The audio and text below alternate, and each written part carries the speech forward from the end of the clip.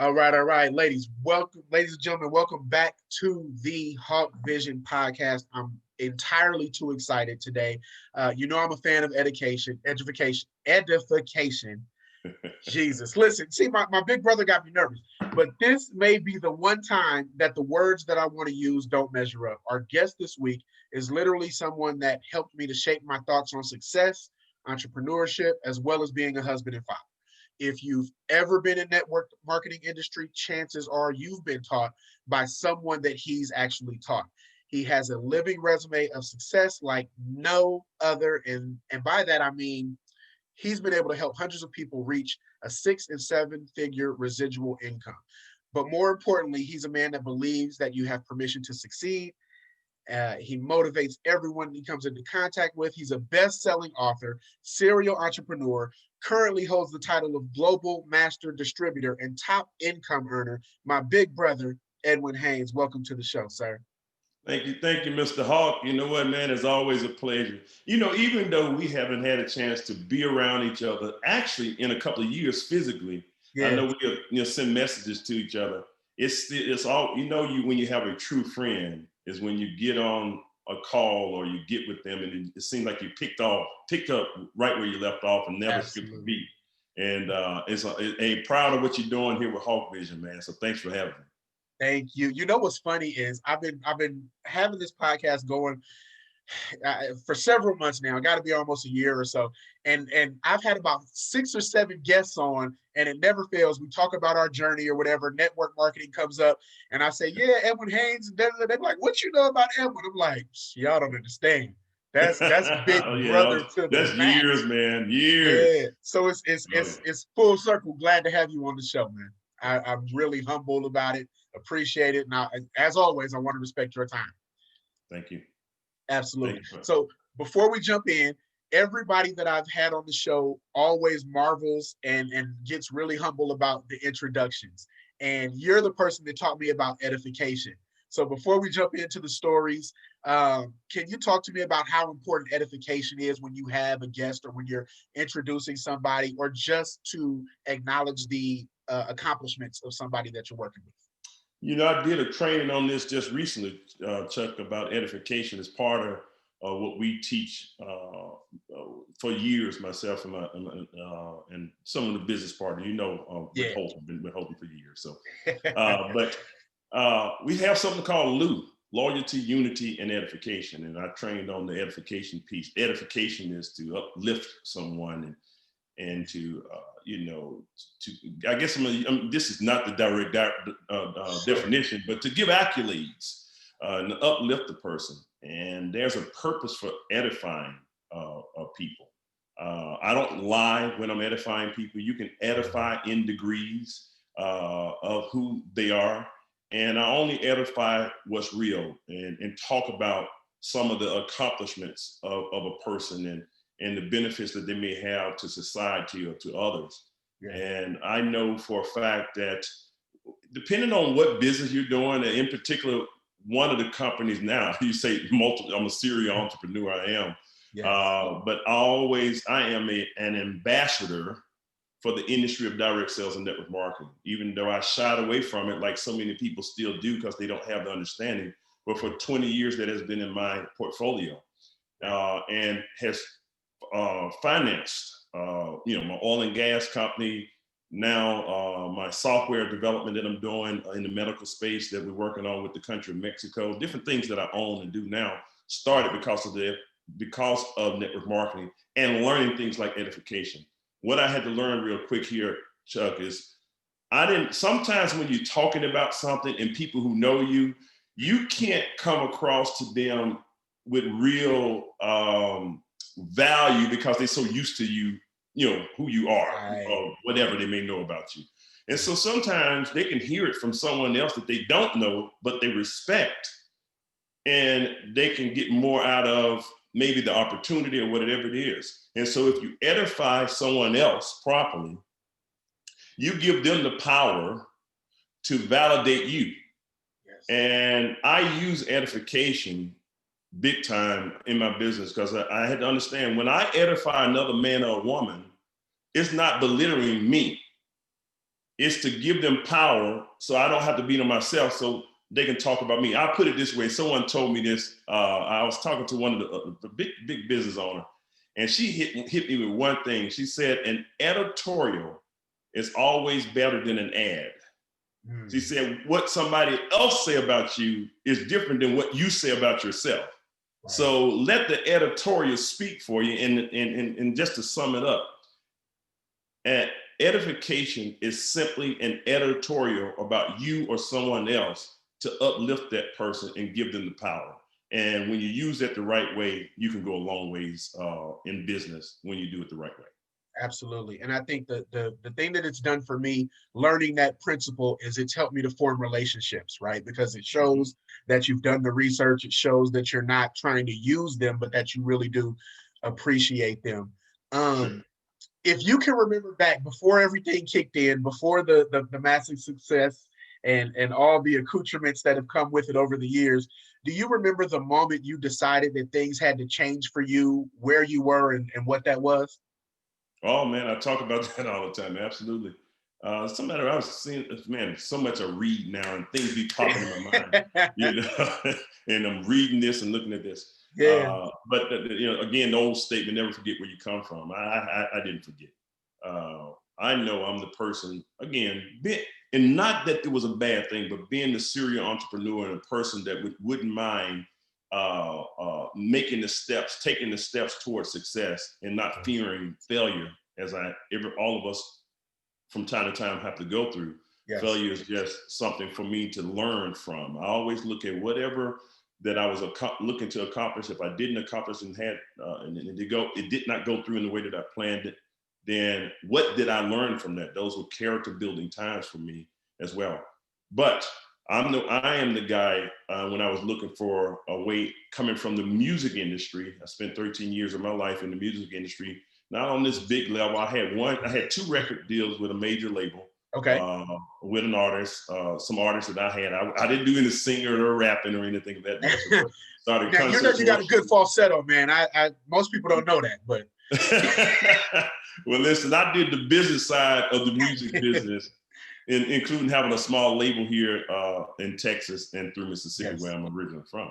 But anyway, as I was going through that, I saw the music industry changing, going to the streaming music and all the different things. Right. And I wasn't willing to go through that process. And I had a little money left, tried some other businesses, and unfortunately found myself in some things that put me in a foreclosure, bankruptcy, and repossession situation. Yeah. And I was looking for a way out. I looked at everything. I keep telling people I was able to get every no money down system out there at that time, you know, for real estate. Yes. I was trying everything, man. Hot shot hauling. I was driving trucks, hauling heavy equipment, and wow. This, you know, I've done it. I tried just about everything that's out there, you know, that's there.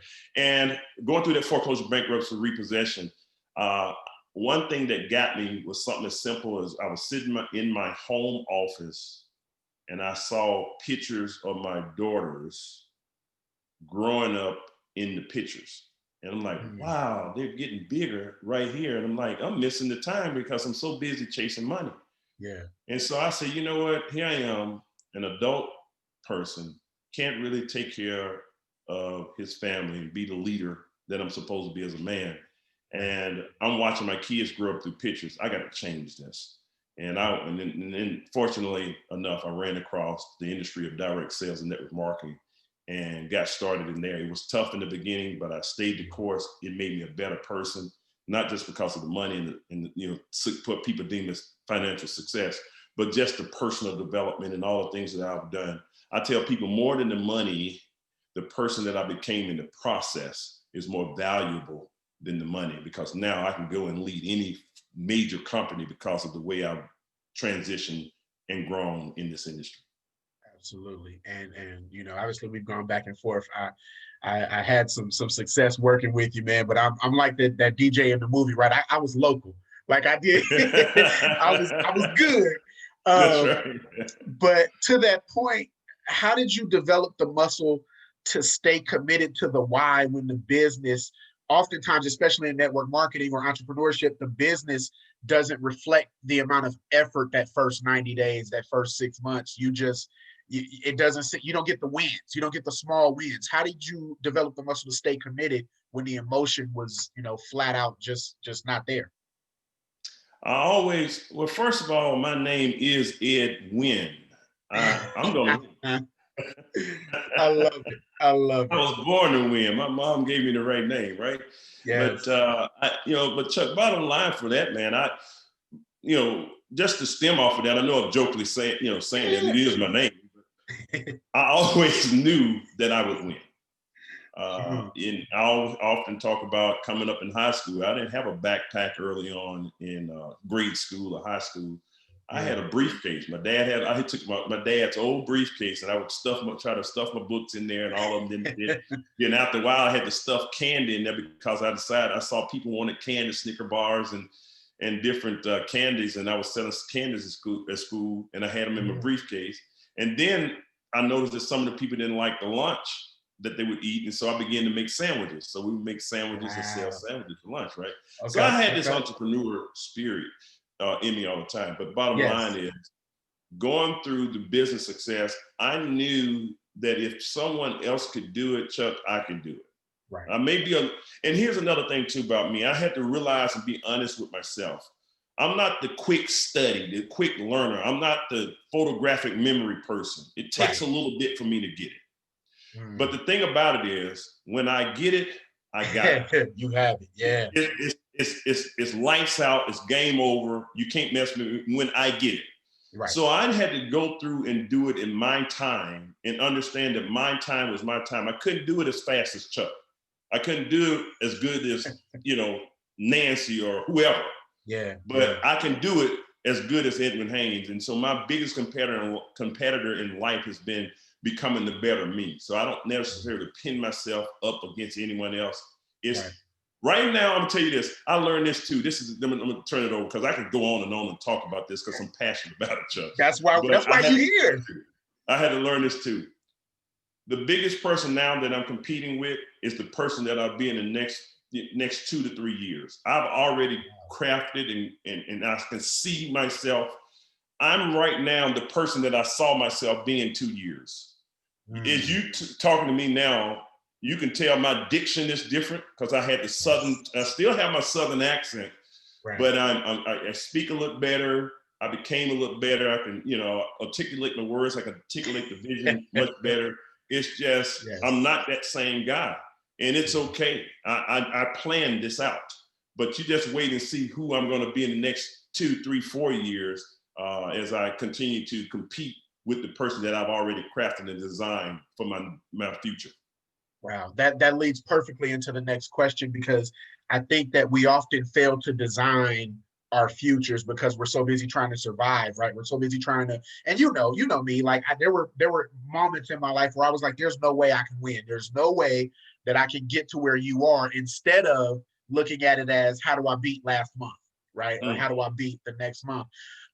When you think of the word vision, how would you give that talk in a room full of your top producers? How do you paint that vision for your top producers with that How word? do I paint give me the make sure I'm understanding the question. How would you define vision? How would you help people to understand how they can sculpt their next 2 years like you've done? Oh, good. It's just to identify. It's the old thing that we talk about too. We've heard these things of, if you're in the mall and you want to go somewhere, find out where you are first and then identify where you want to go. Right. And I'm going to keep it simple, not this high level stuff. Let's keep what we're talking. I like to keep it. I am the simple guy. Okay? Yes. Right? Yeah. I'm the simple guy. Don't take, any old fool can complicate something. And I had to learn, stop being a fool. Yeah. Keep it simple. What I wanted to do was to have the foresight of my future. Where do I actually see myself despite my circumstances? I had to, and that's good or bad. Because see, circumstances can hinder you, good or bad. And explain what I mean. Because if a person is in a situation that's not deemed not so good for them, they may not be able to see, because of the haze of the fuzziness of life, where they're going. and they may have some doubt because of the hardship that may be taking place. Yeah. But some people who have success or a bit of success, they may have some haze or fuzz because they've gotten too comfortable in life. And so I can't let the fuzziness or the haze of the bit of success that I have now stop me from growing to be even more successful, because there's more people that can benefit from me taking the next level up. And so I don't let the haze of success stop me as well. So I'm looking, not to get into much, but for so many years of going from not having, I said I wanted to just be 100. Let me just be 100-aire. 100-aire. When it's tough on you, man, you know, all that millionaire and all that stuff, that don't even make sense to you. Let me be 100-aire. Right. And get myself where I can have enough money and a little bit of extra after I paid the bills and get myself to the place. And then you work on to there and you know, first generational millionaire for me, and thank God for that. My mom is still here and dad to see it and reap some of the benefits and things of that nature. But what would it be like to be the first generation billionaire? And I'm fighting for that, not because necessarily, yes, the money, you know, let's not get too much on the money part, but at the same time, we need it to survive. Absolutely. Right? Absolutely. So it's not just for the sake of, I need a bunch of things. Yeah, I have nice things. I've been there and done that. That's not the, I went from collecting cars to collecting companies now. That is the biggest thing that I want to do. I want to have some 100-year leases on buildings where I own the land and the skyscrapers are sitting on my land. I want to get to that type of status that we never think about, especially in a community where I come from. Right. And so those are things that I'm looking to accomplish. And it's hard a lot of times too to break in that when you've never been in that, you don't have any directions. And I tell people, life didn't come with a manual. There's no manual. The best thing you can have for a manual is to find a mentor. It's another mentor. Yes. And so my manual in life, or anyone's manual in life, could be, of course, starting with the books that are out there, audios and videos that people have put together. But if you can find someone who can start off as a coach for you and become a mentor for you and guide you through, that has your best interest at heart, and you know they're not going to harm you, and you're not going to harm them, then that will get you, shortcut the process, you know, for you to have the type of success. And so, you know, I just paint the vision of where I want to be. Yeah. And my vision is big enough, Chuck, and I'll turn it back over to you, but my vision is big enough that it can encompass other people joining in and being able to get what they want out of life as well. I love it. And listen, the offer still stands. We can trade. We can trade the Audi for anything since you focused on the companies, and I'm a little behind, right? We can trade. Hey man, that's a tough car you got, man. Congratulations. Don't be speeding. I don't know why these Audi drivers drive so fast, man. You know what is the thing about it is they're so smooth that you're doing 90 before you know it. Like you don't feel it at all, and it's almost scary. I was talking to another guest that I had on, Denise Williams, and she's the #1 Black Atlanta real estate broker she has her own deal, right? And she was saying, we were talking offline, and she said, you know, I have this Audi and I can't stand it because it's too fast. Wow. I just, you know, I haven't graduated to the Lamborghinis and the Ferraris yet, but the A7 you know what, is Chuck, doing well. Let me tell you this. I haven't bought one yet, but HB got one. And I never knew the Tesla was as fast as it is. It outruns the Lamborghini. Really? From the start. Yes. Wow. Okay. That Tesla is a beast. We were with Timberland a couple of months ago, and when we were sitting there talking to him, and he knew checking us out and all the things we were launching in business. I had a chance to go to the Hit Factory, and that was a big thing for me coming from the music industry. Coming from the music, yeah. But he said, I own all kind of cars. This is before we got into this car. He said, but I only drive my Tesla. I said, I'm thinking like, what is this dude talking about? Yeah. Until we got in it. That thing is a beast. And if they come out with anything sporty or whatever, I am probably gonna get me an SUV, but that you have fallen in love with a Tesla if you haven't had a chance to experience it. You know what's funny about that is I told Tennille that we should get her one because we did real well when the stock split. And Okay. so I told her we should get her one, and she's in a queue. She's in the Audis right now too, and she was like, "No, not yet." So now I'm gonna have to tell her big brother said, you know, she might like it, and you know Tennille, so yeah. A computer on wheels, man. It is incredible. Love it. I remember you telling the story of how you started reading books to assimilate with minds and thought processes that were stronger with yours at the time. And we had the fully loaded iPod. Remember back in the day where we would listen to the personal growth to assimilate with some of those preeminent minds in the industry of network marketing and entrepreneurship. Do you have a biggest book that had an impact on you? Whoa, yeah. Master Key to Riches. That was the first. That was the first one I studied. And we went through a 1-year study of the Master Key to Riches.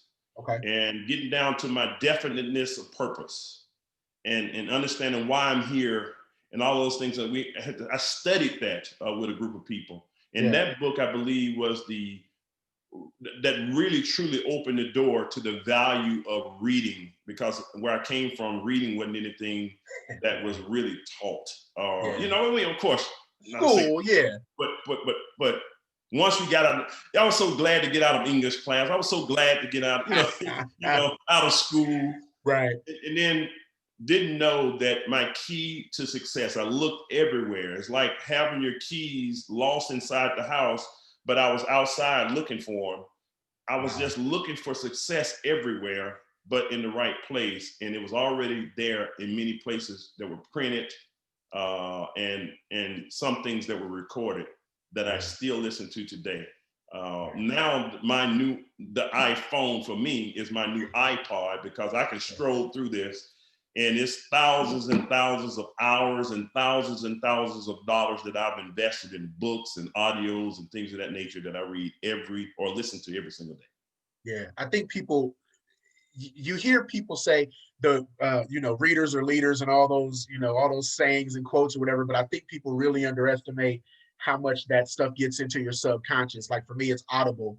And, I listen to Permission to Succeed still. I listen to all the books that were on that that list that we had. And I find it interesting that the basics still work. Oh, yeah. You know what I mean? Oh, yeah. Principles work. Yeah.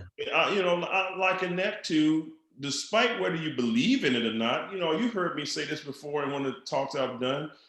You could go on the top of a 20-story building and decide that you don't believe in the law of gravity. Yes. But if you step off the side, regardless of whether you believe in it or not, that principle will take hold when you step off the side. Right. It won't be the fall that kills you, it'll be the sudden stop that kills you when you get down. Yes, absolutely. Absolutely. Yeah, it'd be too late to realize, right? Right. But now we know better, we should do better. I am the one now that didn't read. I was slow at reading and still not as fast as most, but I'm not in the competition with them, because as long as I get the morsels and the essence of what I'm reading, that's all that counts. Right. And so I read now. I'm looking now. I got to go through every day. This is just paper news stuff. I do keep up with what's local. Okay. I do, and I hadn't had a chance to go through my stuff, and I do keep going on for geopolitical reasons and what's going on around the world. Yes. I got to go through every day. I look at that, and I'm keeping up with different things. Today, I was listening to John Maxwell, Developing the Leader Within You. Oh, yeah. And he updated the version. Yeah, Developing the Leader Within You. I don't know if you can see it at the bottom. Yeah, we got you. I see it on the play. I love it. All this stuff I got, these are my audios. I can go and flip through. We probably wouldn't have enough time to go through it. Because sometimes I haven't gone through all of them. Yeah. But Chuck, I get excited about the title sometimes and the credibility of the author. I just buy them anyway. I'm rich because of this right now. Not money. I'm just talking about what I'm wealthy. I won't say rich. I'm wealthy, right, because of the knowledge base that I carry with me every single day. wow. While And most people are listening to Spotify and you know, we both have a healthy love for Rick Ross and Jay-Z, but we yes. still listen to, you know, we still listen to the good stuff because that's our college, you know, Correct. for us, that's college, that's higher education. One of your recent posts got me all revved up, like I'm running around. I was, you know, like 10 foot tall in steroids. I saw your post and you said, whatever you do it to dominate. Oh yeah. That's a posture that most people can't stay in and day out. How did you build that to where you can wake up and say, okay, that's what we're doing today. That's the pivot. Like the pandemic with the company that you have now, most people on the outside looking in would say that would severely hamper your business. Yet I see you guys breaking diamonds, you know, every day. So how do you stay in that dominate mentality? If you can't dominate, don't get involved. That's just a motto I've had.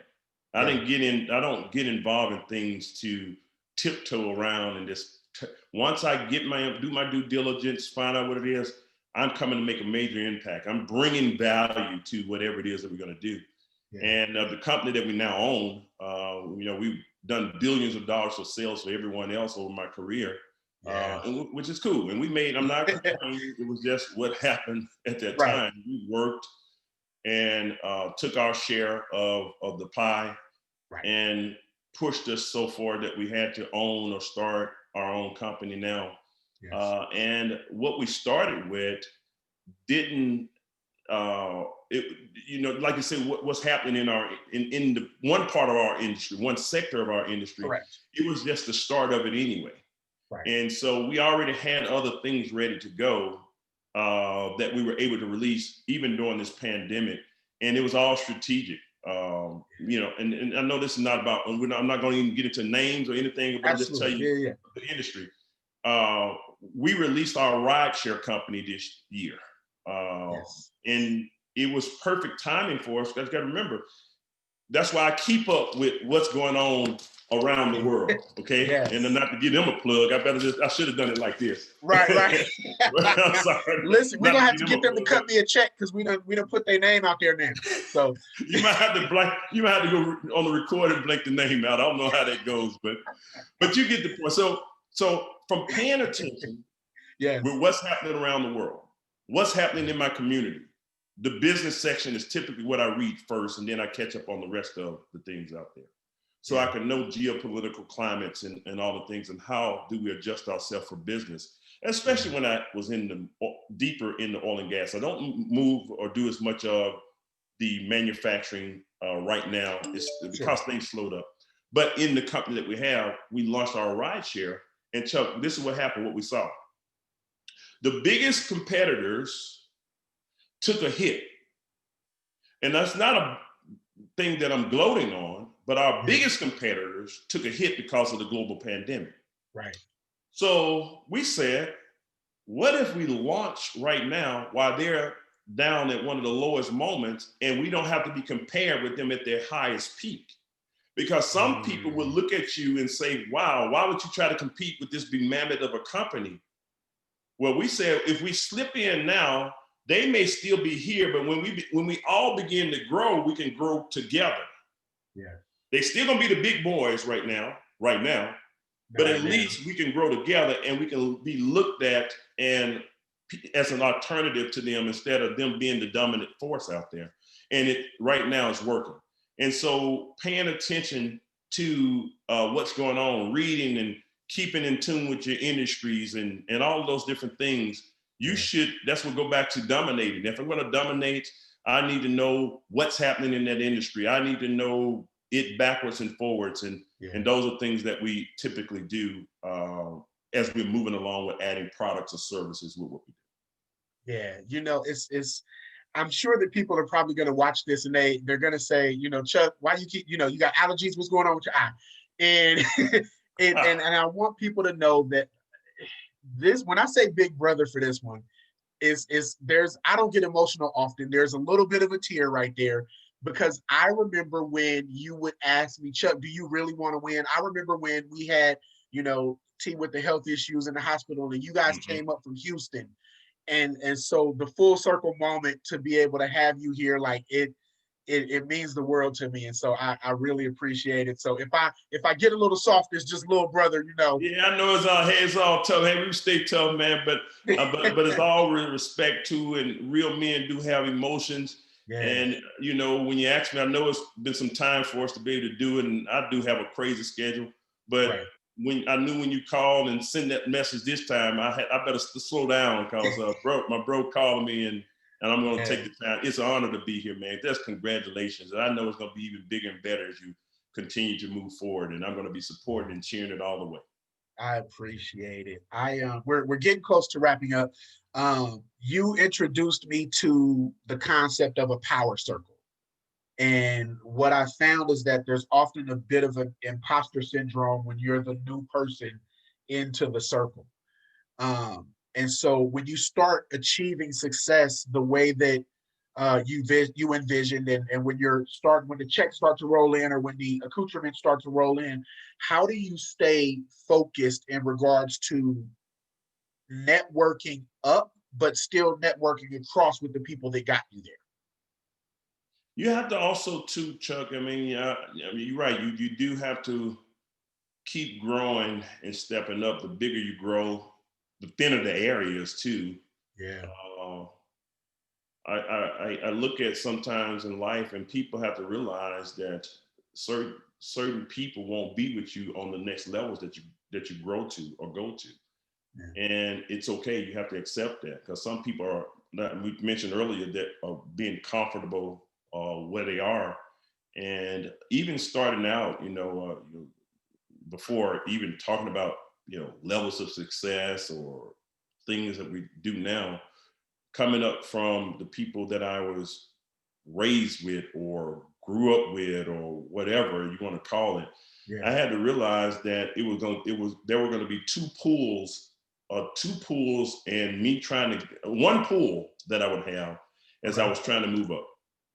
And there would be potentially one ceiling that I had to break through at the same time. I'm getting pulled and I'm trying to break through at the same time. And what I mean by that is, the people around you sometimes will try to make you feel some kind of way about moving forward because you expose them and their laziness or lack of, or whatever you want to call it. Because then you hear things like, ambition, you think you're better than me, or you think you're so good, or all those things, and they try to get you down. As long as you can plan more for attending the game than owning the team, they're okay. Wow. And I wanted to be the one, grow to potentially be not necessarily a team owner, but using that analogy. Sure. And so as you go and look for the next step, because people are not familiar with you, you're trying to break through the ceiling. It may be, you may have to bump your heads a few times. And it's just like the old thing they talk about, where how do you train a flea? You put the flea in a glass, you put a top on it, leave it on for a little while, poke some holes so they can get air, of course. And the flea keep hitting the head on the thing, and you take the top off, and they'll go up to a certain point because they get tired of bumping their head so much, they don't want that feeling again, and they just stop, and they can really be free if they would have kept pushing forward and pushing through. And so for me, I knew that people would not accept me because they didn't necessarily know me, but if I kept going through the process, and not necessarily just proving who I am, but look, adding value. Yes. If you add value to people, and you look to add value before you look to gain financial or money from the relationship, that's why I never go into a relationship looking for what am I going to get first. Right. How can I serve or add value first? And once that happens, especially when someone has the fruit that you want, then they will eventually accept you, because you have to be careful with accepting anybody in your circle. And I had to learn that was okay. I didn't think, oh, now they thinking they're too much. And I just had to understand I'm the new kid on the block.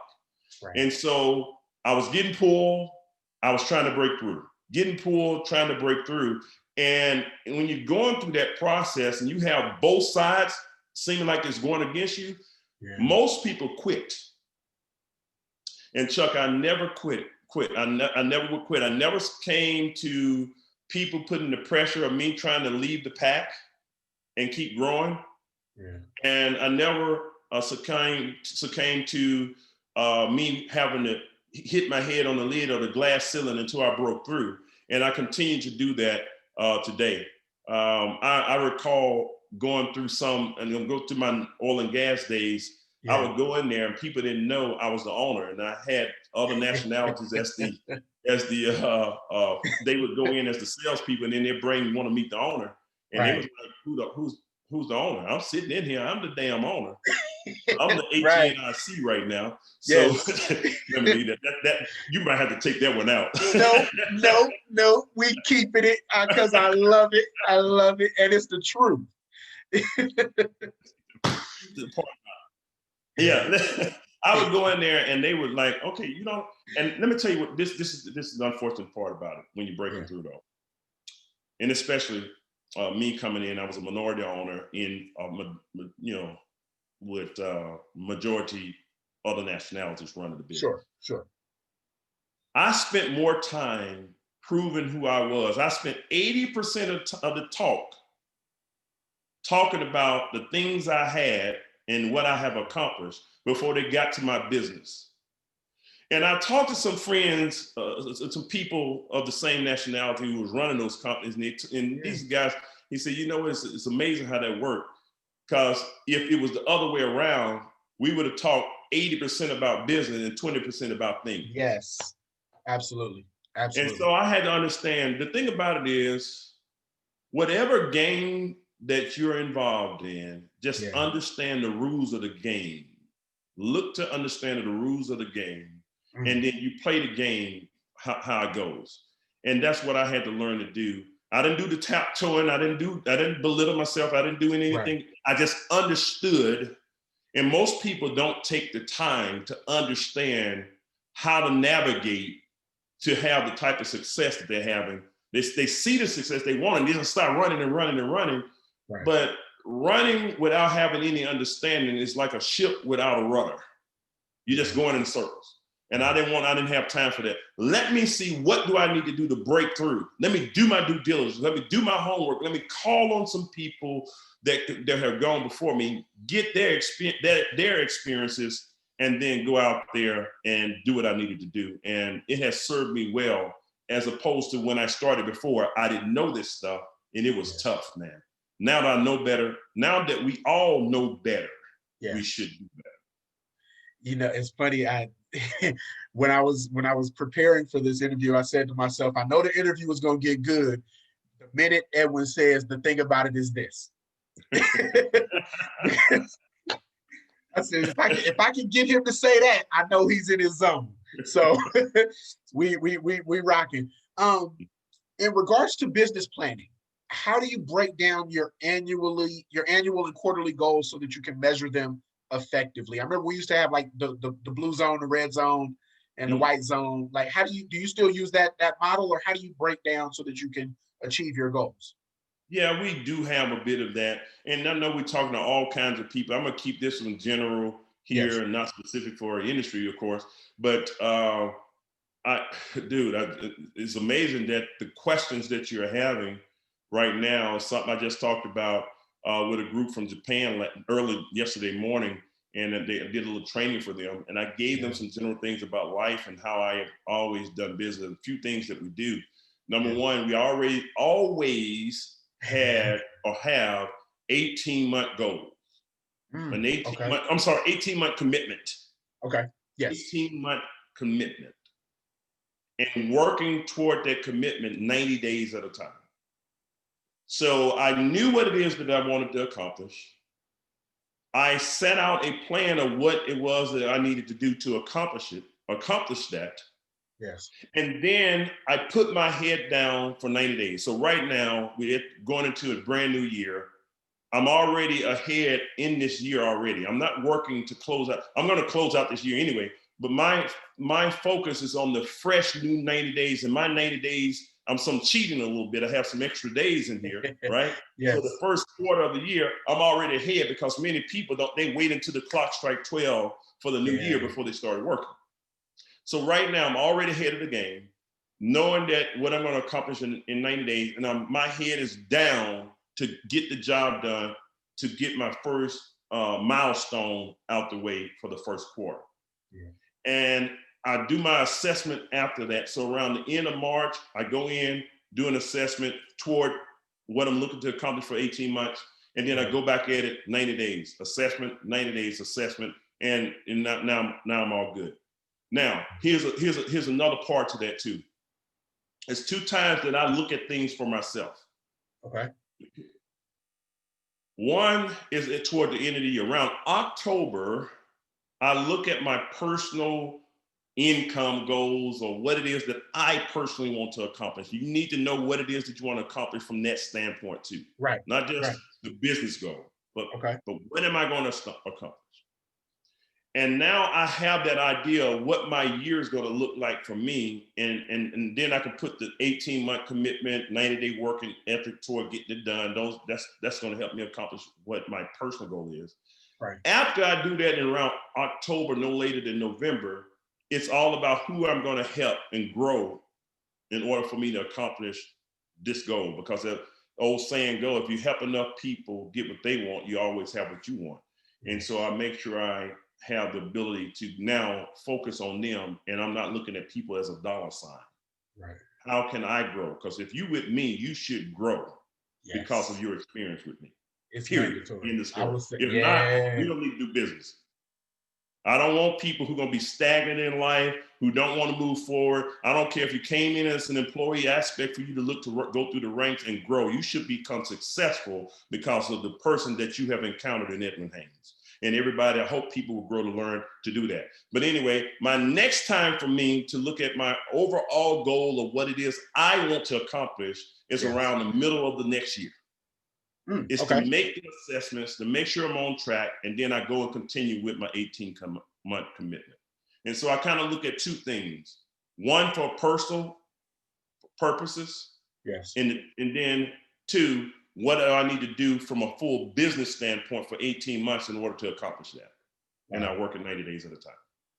I love it. 2 more questions. The first one being, there's arguably no better tandem in network marketing industry than you and HB, Holton Bugs. Do you ever sit back with the wife or even with the kids and think about you guys' legacy that you've created? Because I'll say this, there's not a person that I know that got a chance to your previous point, work with you guys, that is not a better person, that is not able to identify opportunities, make decisions quickly. And whether they succeeded in network marketing or not, the training that we got, right, we're able to take that, go somewhere else, whether it's that industry or not, and bang it out. And so do you ever sit back and say, the legacy is pretty strong here? Well, that was part of the mission. That was part of the goal. And I piggyback on HB's mission and goals that he had, because in the beginning it was just tough. I remember coming through my situation, tough for me to have the belief until I learned and built up that muscle. The borrowed belief story. I remember that. Yes. Yeah. And so that was part of understanding both of our definiteness of purpose. Okay. For our life. He had one, and I adopted as well, to positively impact over 100 million people, spiritually, mentally, and financially, all over the globe. And, that was something that I locked arms with at that time and grew to have my own belief, and wanted to make sure I have my fair share of people that came through me, yes, that, were able to benefit from it. And now I go across different countries, and he and I were traveling. We had to do this world, kind of like a world tour. Went through Dubai, Lebanon. We had to stop in UK, India on this trip or whatever. And the guys took us to a nice high-end restaurant and club, and Michael Irvin, a football player, had come in, and some other that's my guys footballers would come in, and the different people from the US or whatever. So we sit in there, and at least 2 people, because HB was with us then, say, man, I know you hold the ball, you know, they, you know, Yeah. AHP or whatever. Like, wow, we're in London. And this happened in France too, because we went London to France. Yeah. And it happened, and these people had nothing to do with our industry, nothing to do with our business. We've never done any business with them, but they knew. And so I knew, and this was last year. This was in 2019. Okay. You know, fairly recent. You know, 2020 right now. Yeah, because 2020 just blew by and did whatever it was going to do. It blew by. They made us stay at home quite a bit, but, you know, it blew by. But let me just say, to see that happening, I never forget one time too. I went into Montego Bay, Jamaica. I was with, this time I don't care for security detail, but sometimes they want me to have it, you know, because of the, I have to announce me with speaking and things of that nature. I just like my freedom.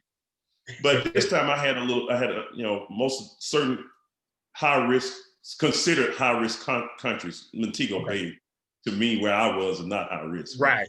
Not from where we came from. They decided to have it. So I'm going into, it was getting dark. We pulled up, never forget this. We're getting out the SUV, and the guys getting ready to make sure I got into the hotel and I'm safe. Yeah. And as I was walking in, Chuck, from a distance, this guy said, hey, we saw this guy hollering and like coming up toward us. And so the guys, you know, the guys that were with me kind of getting ready to see what's going on. Do y'all know who he is? Do y'all know? They with me, and then he's saying, do you know who he is? Right. And I'm looking, trying to see, you know, who is this guy, right? And he came up, and I can vaguely remember his face. I didn't know him very well. But he said, I just wanted to come in here and tell you thank you, because my wife and I have our own business. We were in your organization before, and we learned all this stuff from you and all the teachings that you did, and our business is growing, and people don't understand why it's growing. But I just want to tell you, I always wanted to be able to tell you thank you. Even though I wasn't able to stay in the business together, I am a better person because of you.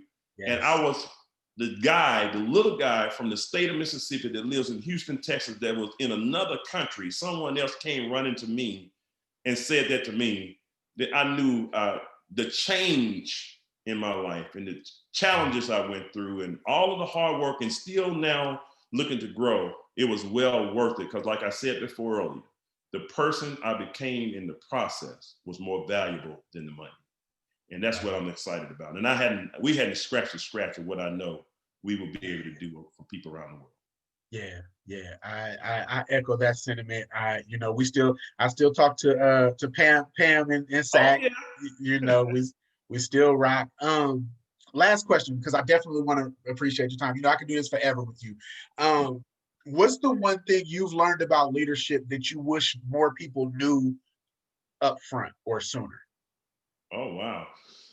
You see that, you know, when y'all give this one thing situation, it can be 3. I'm trying to respect your time. Like, you know, listen, we can do a 4-hour episode. We can do a masterclass if you want. I know. Well, I can tell you this about leadership. Yeah. And it's two things.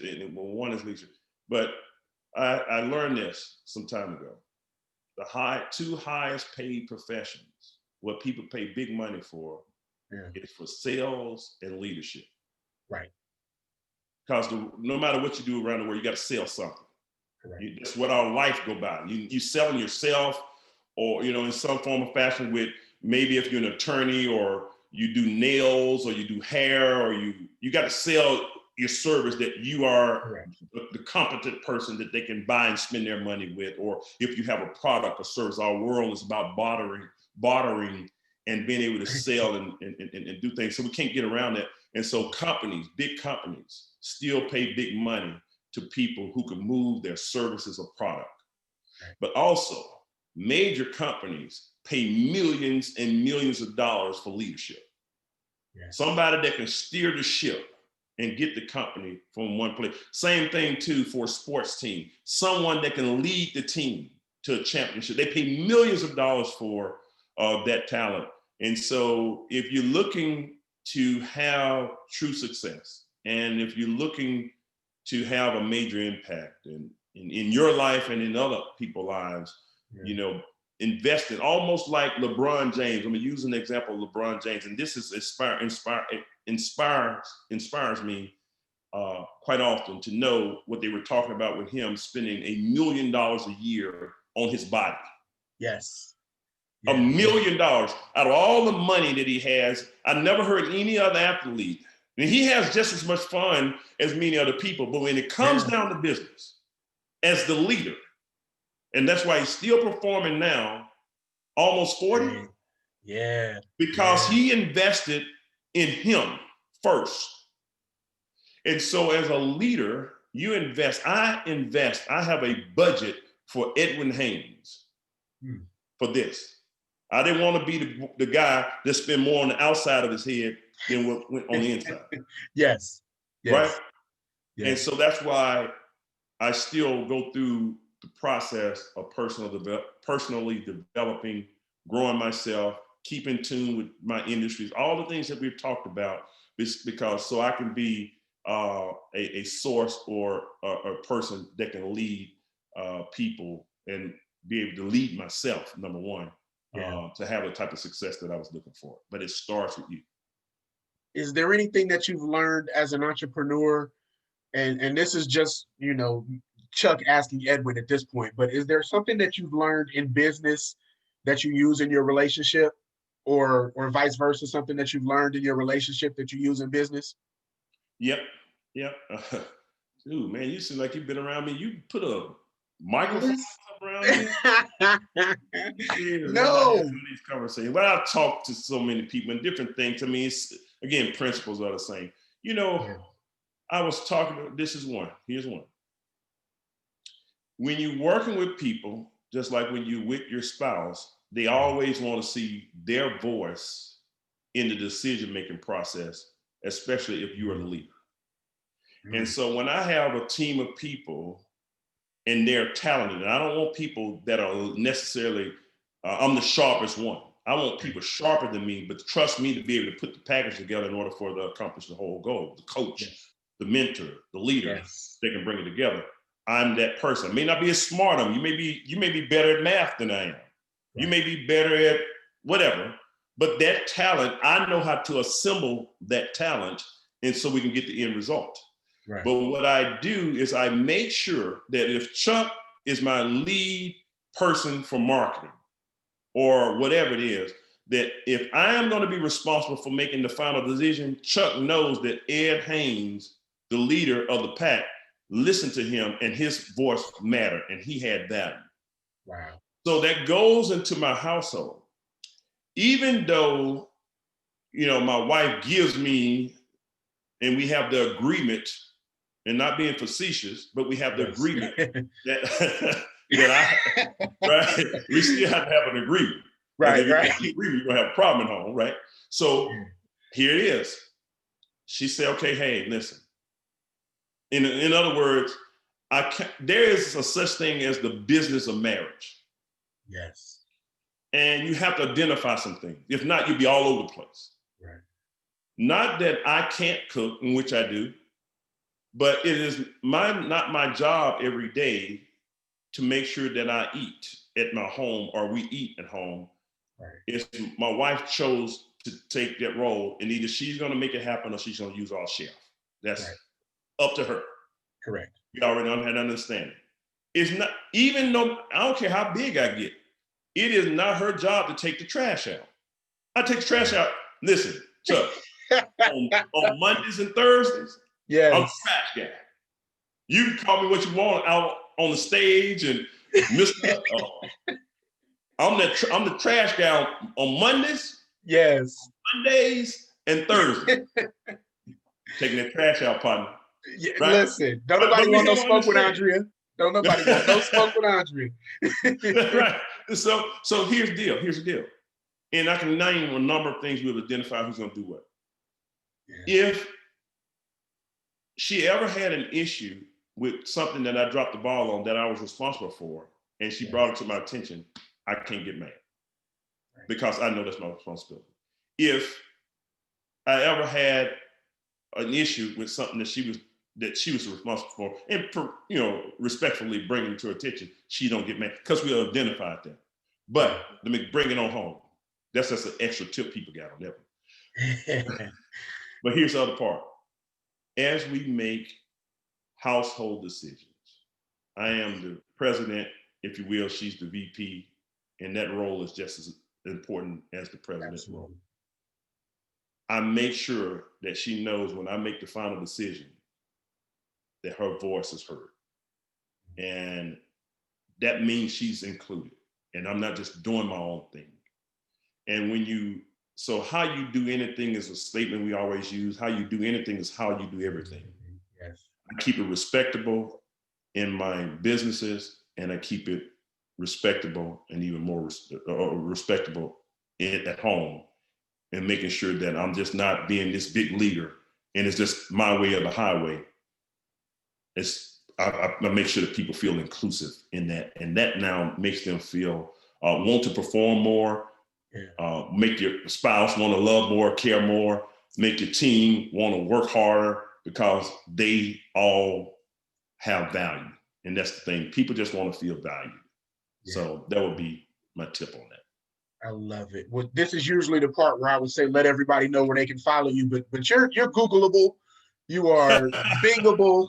You are. But let me just spell it out for him. And like I said, it's Edwin. I was born to win, baby. I love it. WINHAYNES. Yeah, I'm somewhere out there, man. That doggone Google. I didn't put that stuff out there either, Chuck. Listen, if cars and income and I'm like, who said I made money? Right.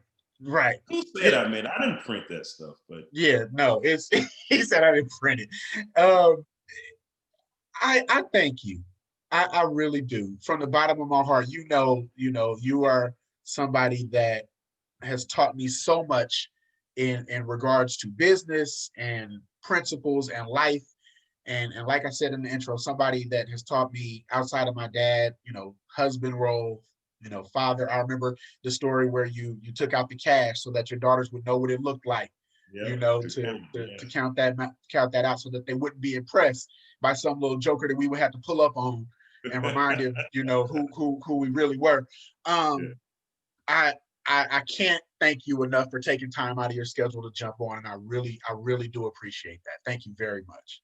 Oh man, it was an honor again, Chuck. Anytime, man. I'm glad I was able to pull it off, and you're right. I'm always running. As soon as I get off this one, I got people waiting on me right now. So absolutely. Well, ladies and gentlemen, off of this one, and what a treat. We could go on, and I know we'll have one coming up in the future. So absolutely. To all your audience, man, follow this. This is the real deal. I mean, Chuck. I call him Chuck, but it's Charles Hawkins.